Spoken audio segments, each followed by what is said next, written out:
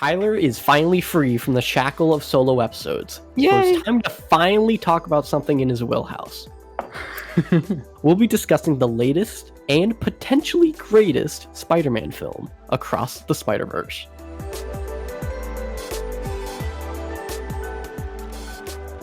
Welcome to the Switch Clicks Podcast, episode 139, recorded on June 5th, 2023.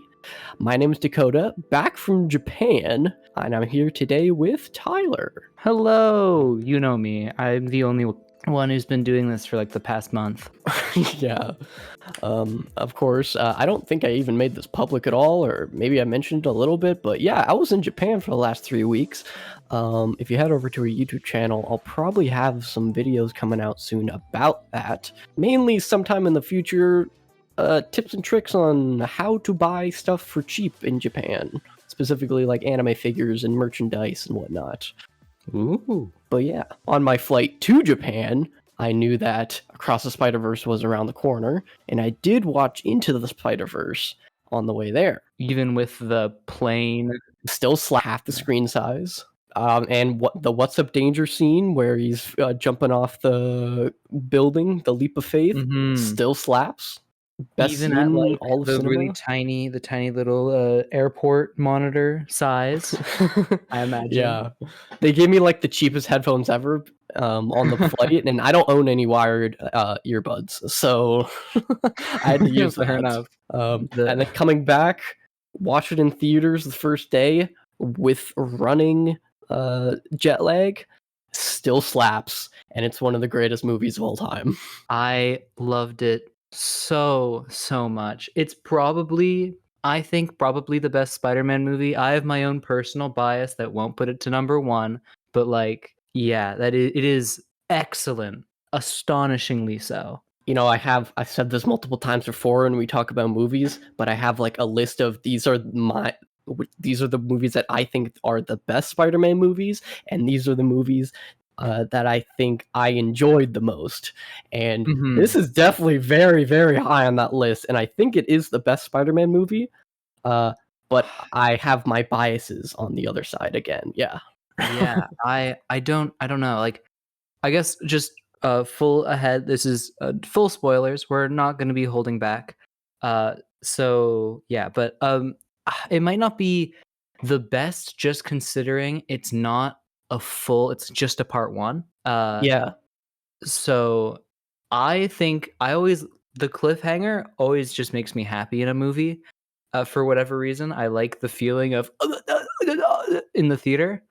But it's probably not like actually the best, but it is definitely like up there as my favorites, almost overtaking Spider-Man 3. Not quite though. I went to the movie with my brother, and he definitely agreed that this is like one of the best movies he's seen in a while, and he's very critical of the MCU in general. Like he's doesn't watch the new ones anymore. Fair enough. And he got bored of it after they killed Iron Man. So, but I told my brother that, like, I think I enjoyed Into the Spiderverse more, but only because of like the payoff and how they did the payoff with the leap of faith scene. I still will forever never stop talking about that. But that scene, you know, you get the lead up to that scene is just so good, and because this movie is part 1 of 2, we'll get that payoff in the second movie.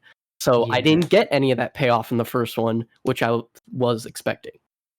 The closest we got was when Miles was like pinned to the train that was going to space, and he was like, "Nah, let me do my own thing." That was the closest. So expecting it to be like the higher you get in space, like he was gonna start like getting lightheaded and stuff, but I was like, when is this gonna happen? And it never did. But I mean, that makes sense. Yeah, I've heard people say a lot of the times with other movies that like it's like always the story of becoming is more interesting than the story of being. And for this movie, I don't know what it was, but the first like little bit of it where it's like just Miles helping out in his own world, and just like interacting with his dad, but like as Spider-Man, and like the initial fight with the Spot is all so entertaining.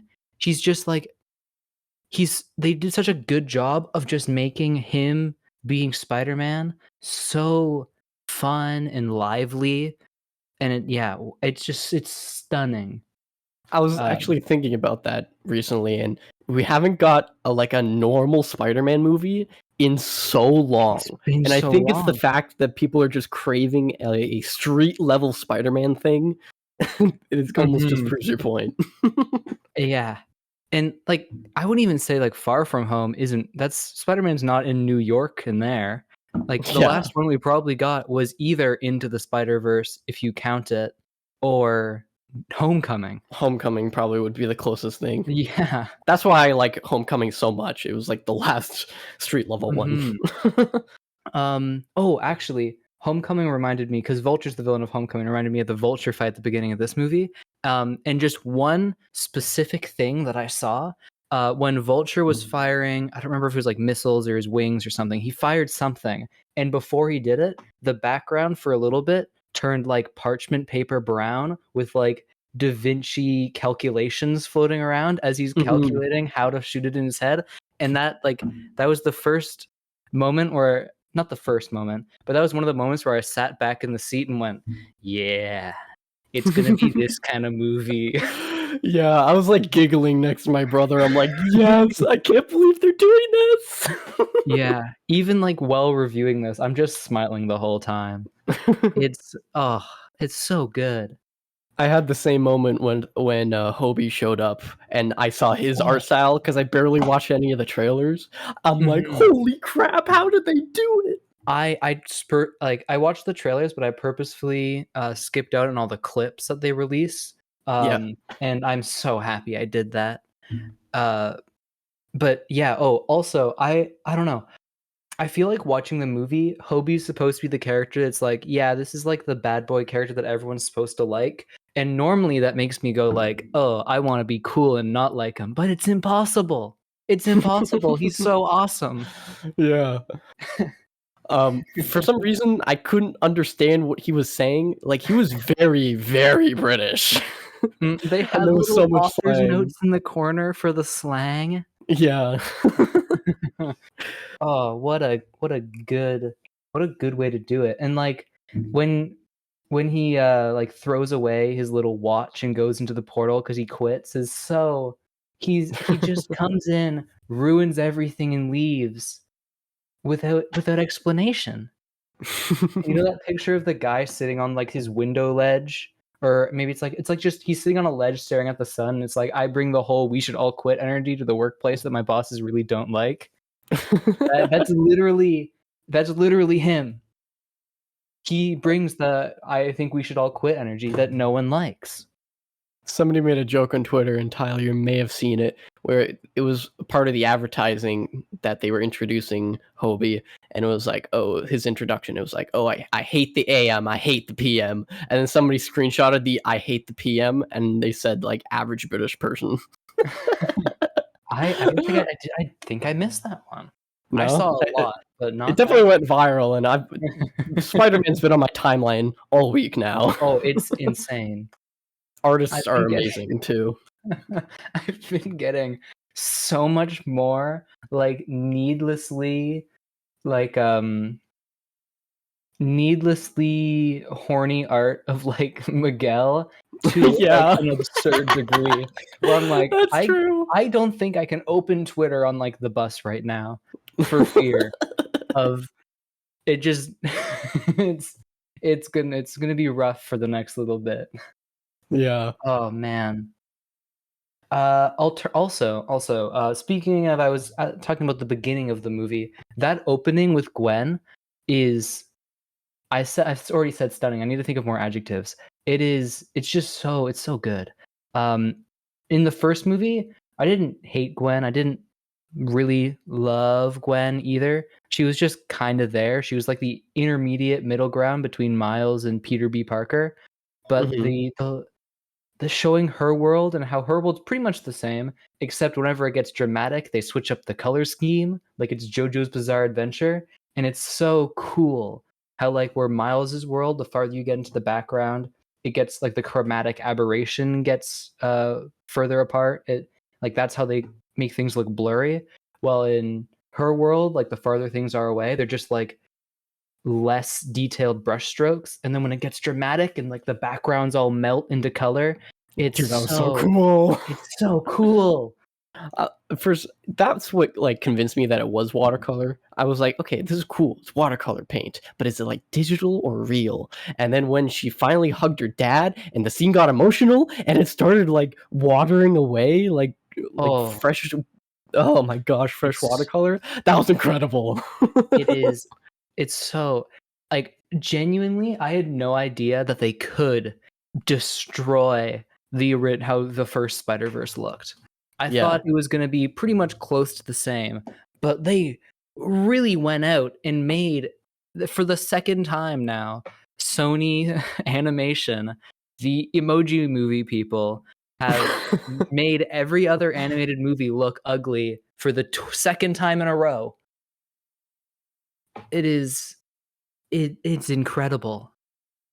Putting the two movies side by side as well, you can definitely see that the normal stuff has been upgraded significantly. Like it almost looks a little bit cheaper, the first one. Yeah, Mind you, I think it had the same budget. Yeah, they've just gotten so good at like the integrating the different styles. Like the first Spider-Verse movie was cool and all, with all like everyone has a kind of different art style, but this one just pushes it so much further with the introduction of Hobie primarily, but then you get like live action footage put in, or when 60s Spider-Man shows up and it's just the one reused animation cell that they use a million times in the show. It's Well, that was the joke, that he got stuck on one frame. Yeah, he got stuck on one frame. He can't do anything. There is no budget in there.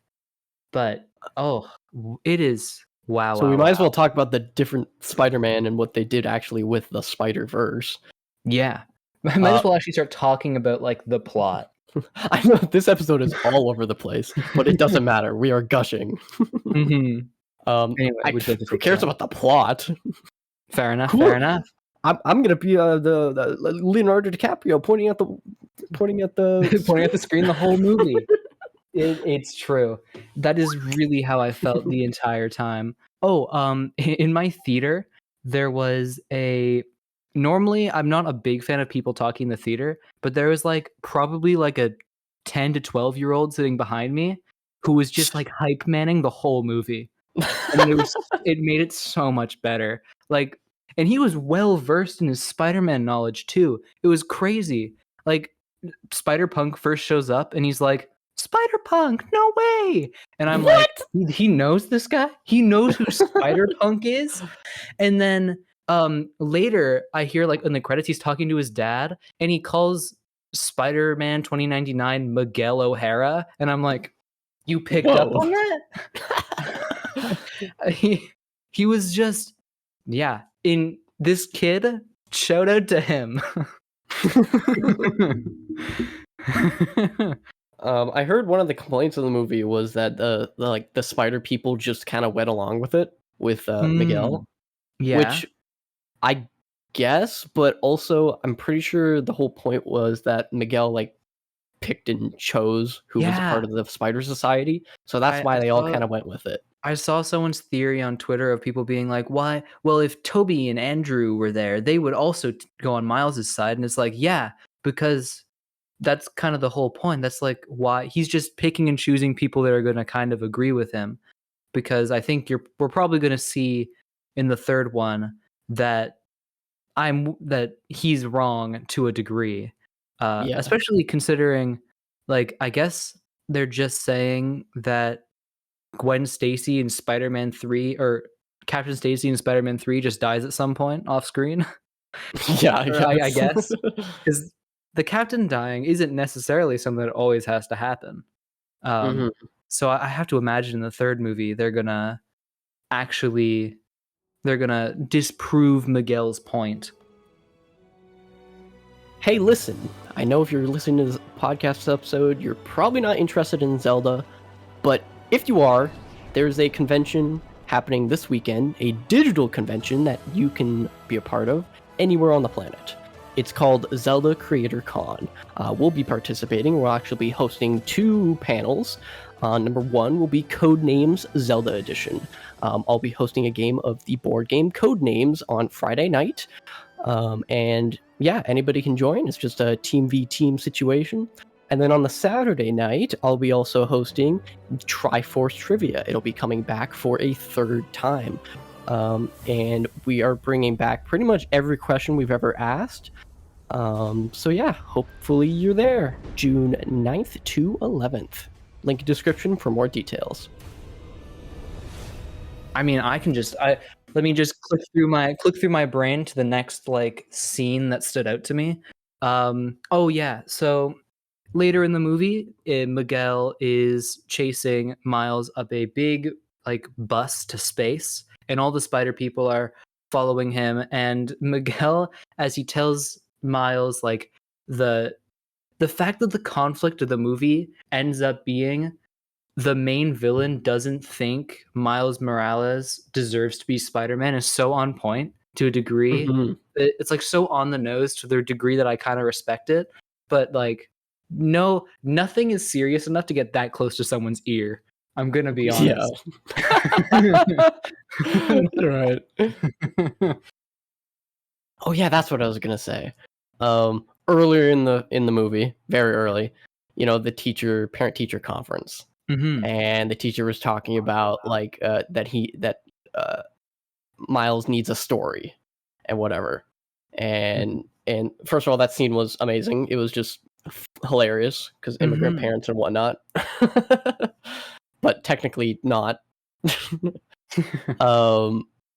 And then later on, when Miles and his mom was, I don't know, up on the rooftop, she was talking to him about like fitting in somewhere, and wherever you go, you're gonna fit in, and you're gonna like force yourself in, kind of.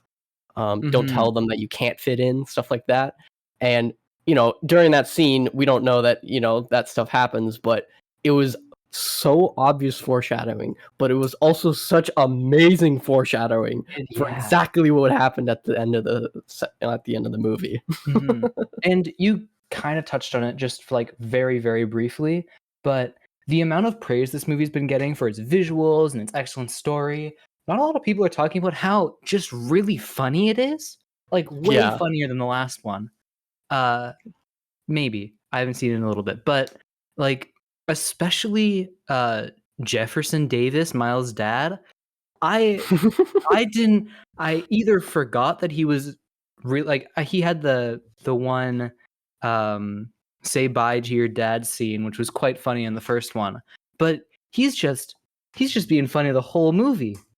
Yeah, and a lot of it really comes from the kind of like the husband and wife little battles that they have. Yeah. Mm-hmm. Once the wife says something, he backs off. I think like their relationship is just, it's very like it's so like they just bounce off each other really well too. I don't think any character in this movie feels out of place. Not even though that's kind of mild as the whole thing. That's the part of the movie. And one more just like super minuscule thing right at the end of the movie where Miles has been teleported to the wrong Earth, and everyone else is going to 1610 to find him, but he's actually in 42. And there's a scene where Miguel goes to the place and is just standing ominously next to a bright red welcome sign, and it is like maybe the most beautiful shot I've seen in an animated movie in a very, very long time. They kept cutting back to it. I think they did it like 2 or 3 times. They love just into awe every single time. It's so cool. It's like so simple, but it's if you awesome. Remember, I don't know if have you seen Batman Returns? I have not. No. Well, there's a scene in that movie where Catwoman is becoming Catwoman and getting all dressed up, and she has a sign in her room that says, it's like a pink neon sign that says hello there, and then after she's done being Catwoman, she like scratches the room and like whips it up, and it smashes a couple of the neon signs, and it says hell here instead of hello there. And it's like, and then the bright pink is like the only they zoom out of the room, and it's like that's the main focal point of like the Gotham skyline, yeah. And you just see like that, and it was very reminiscent of that for me, and it was like, whoa, this is so cool.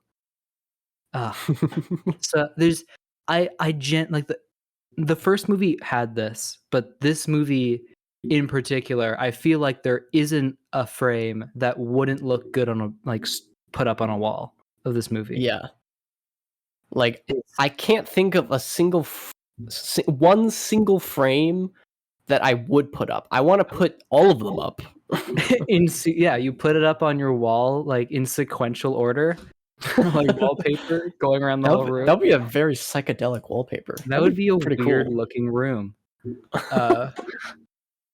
In contrast to the first movie, where everybody put up, and me as well, put up the one scene where he was falling upwards through the city, and like they didn't really have that, but like when he's sitting with Gwen underneath. Yes. And they're hanging underground, and it's like, what a good scene, but also just so well put together in like every sense of the way.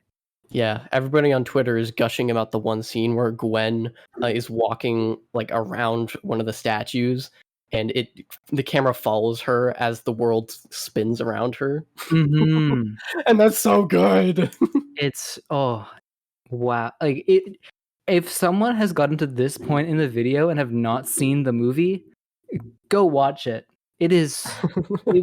We cannot do it justice as much as we try. It is so good, and like it's so weird because there isn't like a villain that gets its comeuppance in this movie, because it's a part 1, part 2. Like it kind of, in a way, it ends on such like a tense cliffhanger that I feel like I should be disappointed, but it's just so, I like going essentially halfway through the movie and stopping, and I didn't get like upset or anything. I was just so happy that this is a thing, and that I will be able to see it the part 2 in the future. Yeah, I sometimes wish that I didn't know it was a part 2, and I would have gotten the shock of to be continued.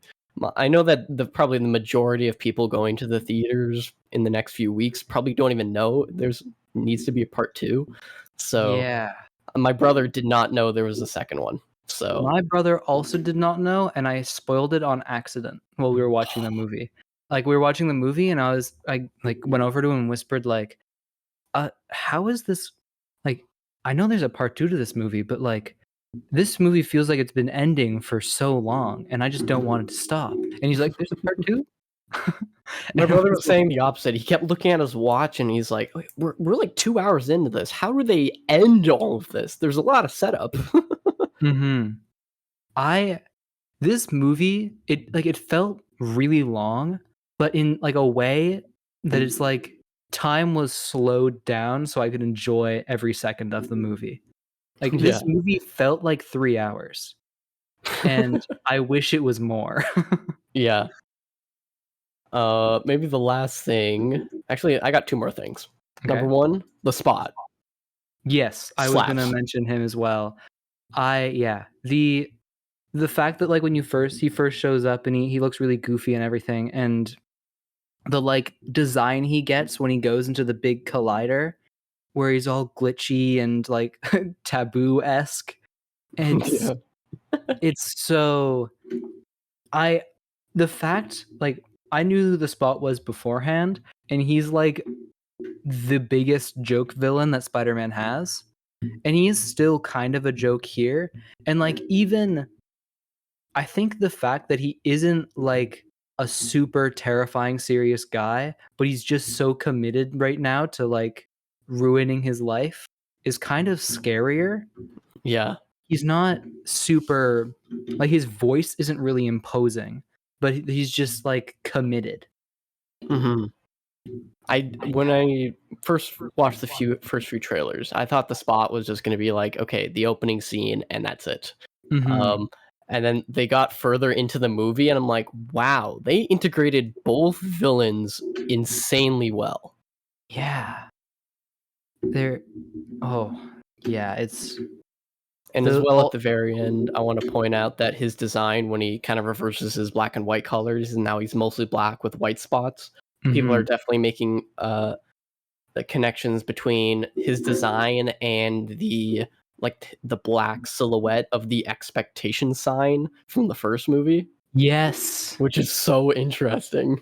It's apparently if you go back and watch the movie, there's like when Miles is like first web slinging or something, like he crashes into the ground and the numbers, like I don't know if he crashed into a sign or something, but there's just 42 next to him. Yeah, I saw that tweet too.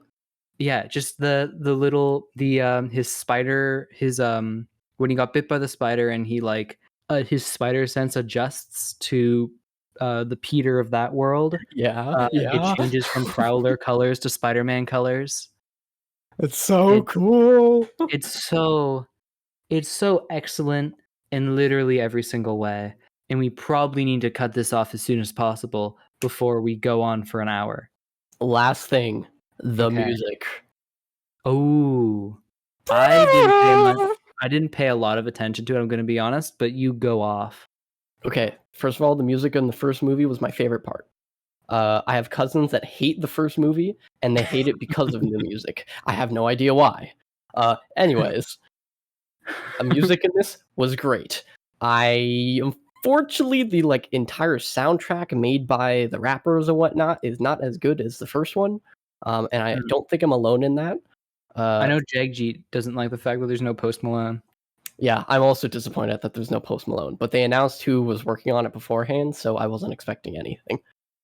But there was nothing as catchy as Sunflower, and there was nothing as hitting hard as What's Up Danger. And now I am expecting that in the second one, and I am hoping that there's something like What's Up Danger. I know it's in the first one as well, but I like for the last couple days have not been able to get like the of like the main Spider-Man theme. It's just been like repeating in my head over and over again. I have Spider-Man 2099's theme stuck in my head because it's a little bit similar to the Prowler theme, but it's like the almost hard synth. It's like yeah. Ooh. Good. So cool. I love how like droney the music can get in these. Probably not something I would listen to outside of the context of the movie. Yeah, me neither. Say like I would with like a Danny Elfman Spider-Man theme from the original 3 movies. But in the context of the film, it's so good. The other kind of fun thing is that at the end of the movie, when the evil Miles or Prowler Miles is revealed, they just do the Prowler theme, but in reverse. Oh, it's so good. I don't remember that at all. I guess on second watch, you'll have to listen. I gotta go back as soon as possible. And I don't know if it's just me, but I made a connection between this and No Way Home. And in No Way Home, that they use the Tom Holland Spider-Man theme like way too much. And it's like unnoticeably way too much. In this one, they use Miles's theme a lot, but it does have a little bit better use. Because I watched a video essay about it, and it was like, oh, they use it when they're important, quote unquote, canon events in the story, or important story beats to Spider-Man. So I think they use it a lot better. I also think Miles's theme is less like operatic or like theatrical as most other Spider-Man themes, so it doesn't really like intrude as much. as Yeah, like definitely.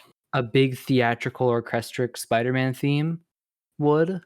And Mhm. also, as much as I really love No Way Home on the first watch through, I am willing to bet this is like the way they handled the cameos in this is so much better. I like they were surprising to a degree that made me happy, but also like I think you could take every cameo out of this movie and replace it with just like how Spider-Man looks, just like the red and blue Spider-Man, and they would Mhm. be perfectly fine. Yeah. It wouldn't take away nearly anything from the movie. Like as much as Childish Gambino, Prowler, or I want to say Miss Kwan from Yeah. Venom. As much as those are nice, like they don't pause for applause. Yeah, exactly. Um, one last thing about the music. Right at the very end, right before credits roll, and they're doing kind of like the last theme and the last hurrah, and they're teaming up right before they go into the portal. Um, they actually are playing the theme of the movie. I think it's Miles's theme or just like the Spider-Verse theme, and it's different from the I think it's almost the same one from Into the Spider-Verse, but they added drums from Gwen, and they actually Oh. had some like the Spider-Man India Bollywood music or whatever they use Ooh, there in the theme mixed in. I didn't hear any like hard rock or anything for Hobie, but maybe on second watch I'll maybe. hear it. But they mixed a Um, bunch of the characters into one. It was so cool.